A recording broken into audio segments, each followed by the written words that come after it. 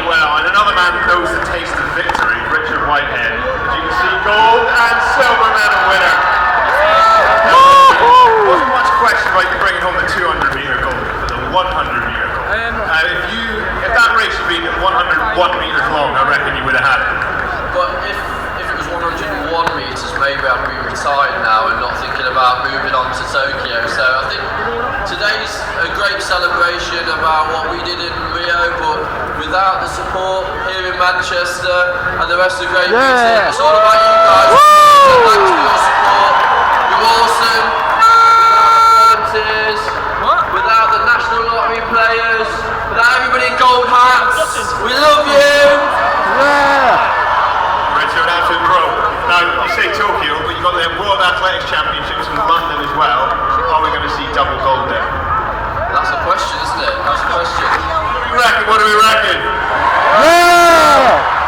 I'd love to be able to bring that back for you. The support that obviously myself, Hannah and the rest of the team get via social media really drives us on, so keep sending us those supportive messages.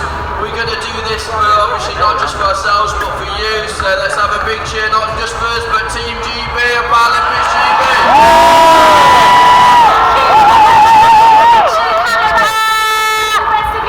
Ladies and gentlemen, the Paralympic athletes, now it is time to put your hands together for the British Olympic athletes.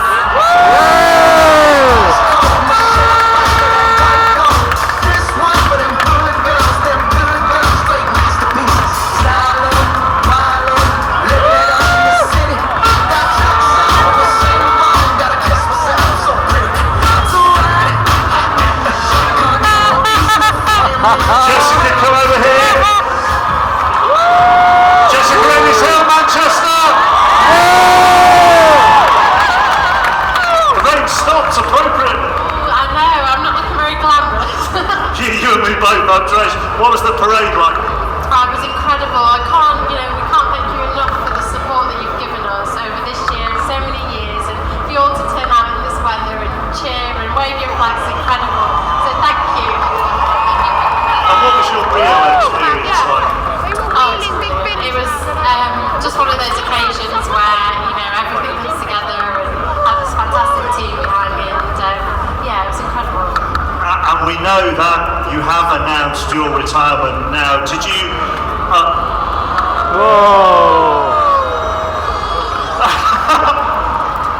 Tell you what, we might have a future in Panto if this continues. And how long did you and R over it? Oh, it was definitely a big decision. I think in my heart I knew that this was the right decision, the right time to do it, but it's still very difficult to actually make it public and say it. And the messages and the support that I've had over the years is, it's been incredible. So I can't thank you all enough. It's been very special. Ladies and gentlemen, the British Olympic athletes, Jessica Edison, thank you very much to you all. And let's keep our Olympians and Paralympians coming onto the stage. And next up, ladies and gentlemen, please welcome both the Olympic and the Paralympic archery team. And for the Paralympians, it was a very good Paralympics, 6 medals, 3 of them gold, 2 for John Walker, who will give us a wave. There you go, big wave from John. One of those he won as a team with Joe Frith as well, and we've got Joe. So congratulations to the Olympics. And behind the archers, we've got the British Paralympic boccia team. A medal in the boccia, gold for David Smith. He got a silver 4 years ago and he has got a gold this time, so well done to David Smith.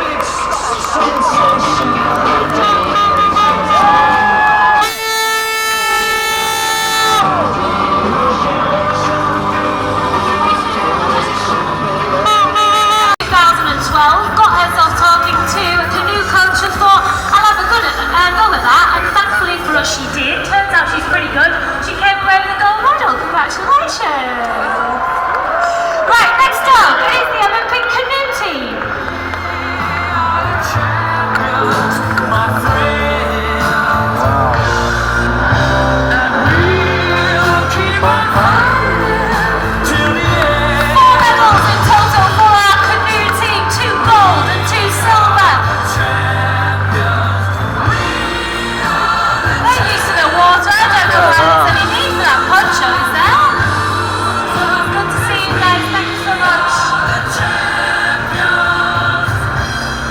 behind the canoeists we have the Olympic equestrian team.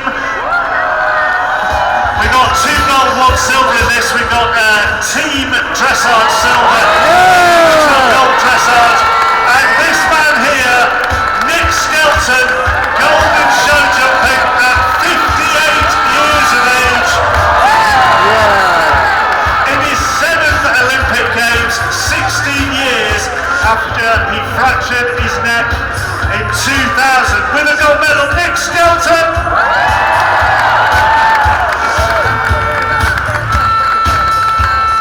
Medals keep coming next. Please welcome Albert Square, the Olympic gymnasts. 2 golds, 2 silvers, 3 bronze. Included in this group we have Amy Tinkler, the youngest member of Team GB. Niall Wilson also there with a bronze. Bridie Page, who got that silver in trampolining as well. And Max is going to talk to Helen. Take a bow. What you did in Rio was phenomenal. 3 medals, a bronze and then 2 golds within the space of an hour. Talk us through that day. It was a crazy day. You know, to do it in the space of an hour and a half was just unbelievable. The support we've had this whole journey, and for you guys to be here today, just even in this weather, is just incredible. You know, we didn't realise how much support we had until we stepped off that plane. So thank you very much. In terms of support,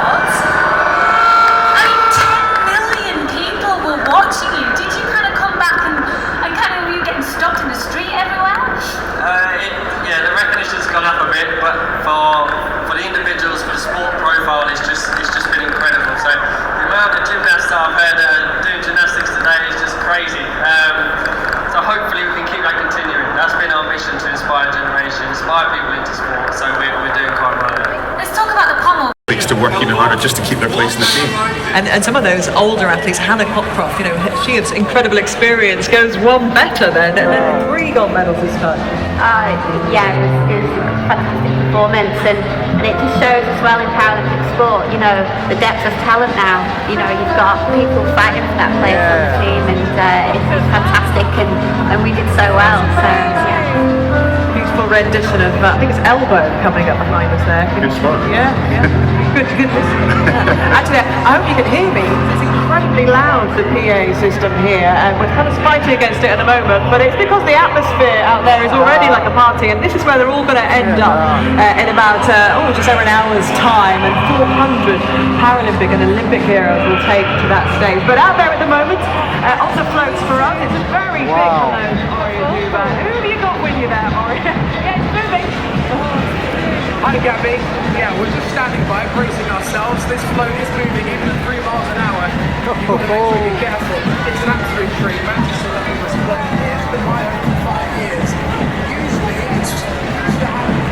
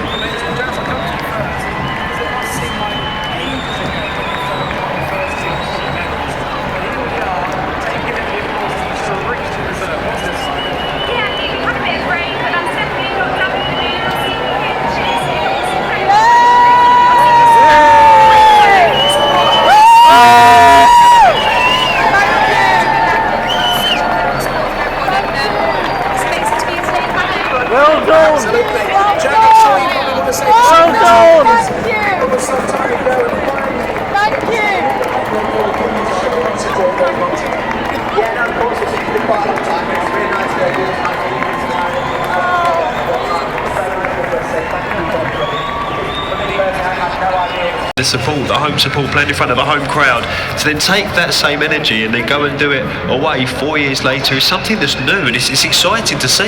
I think, as you mentioned as well, when you were in the studio a few moments ago, that the key thing for you was that there were such scare stories and such doom mongering ahead of the Paralympics that it was there was funding was pulled out and the crowds weren't going to be great, and all of a sudden it all worked out very well. The second most attended Paralympics in terms of spectators. I was speaking to people over in Brazil, in Rio, and the crowds there, and asking them when did they book their tickets, when did they get involved, and they tried to explain to me that the rest of the world didn't understand quite how last minute Rio do things, and that was right down to the ticket bookings and getting themselves part of the Paralympics.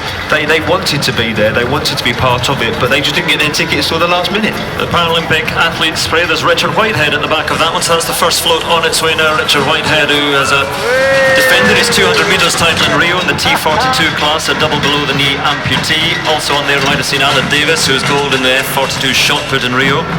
Wasn't able to defend his F42 discus title from London. That event was dropped from the Paralympic programme.